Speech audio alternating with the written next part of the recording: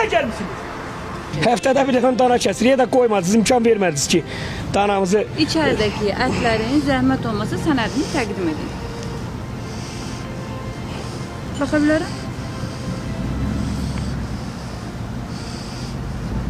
Axırıncını kəsib gətirmişəm, əti də götür apar, kəsim tarixinə bax. Bax mənim, 117 kilo ət gətir. Bəli, bax kəsim tarixinə də bax, bəli. Tamam, başa düşürəm. Bir dəqiqə səbir olun, zəhmət olmasa. Buyurun.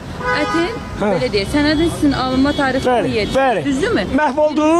Məhv olmayıb, bir məni dinləyin. Buyurun. Zəhmət olmasa. İçəridə hazırda sizi... Buyur. Bizə zəhmət olmasa.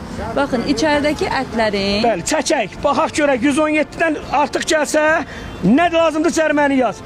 70 kilo 60 lət qalıbdır. Bəlim, bax, mövcud müddəti bitib, ətin saxlanma... Demək, əti satmaq olmaz. Qanuni olaraq ətin saxlanılma müddəti var. Və ətin saxlanılma müddəti sənəd üzərində də görünür ki, 20-si oktyabr tarixində bitmişdir.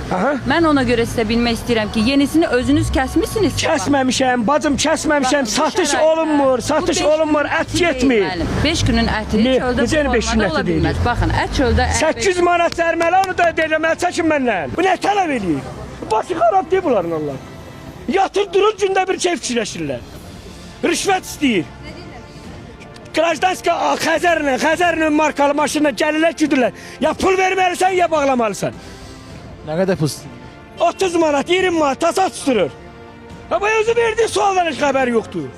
Qarşı tərəf dedi ki, bəs bizdən gəlib pul istəyirlər, 20 manat, 30 manat. Yəni sizin adınız şəkildə. Bununla bağlı nə deyə bilərsiniz?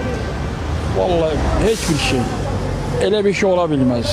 Çünki biz həmişə qanun tələblərini icra eləmişik. Sənədlərdə 17-si baytar müşahidə edici sənədi 17-si tarixində alıb və 20-si tarixinə qədər etibarlıq müddəti var. Hazırdakı tarixlə isə qeyri-uyğunsuzluq var. Buna istinadən biz ətin üzərində möhür də görmürük. Möhür və sənəd olmadığı üçün bu faktiki olaraq qanunsuz kəsimin birbaşa aşkar olunma halıdır. Buna görə də İnzibati Xətalar Məcəlləsinin 289-cu maddəsinə istinadən güc protokol tərtib olunacaq. Qanunvericinin tələblərinə uyğun olaraq cərimə tətbiq ediləcək.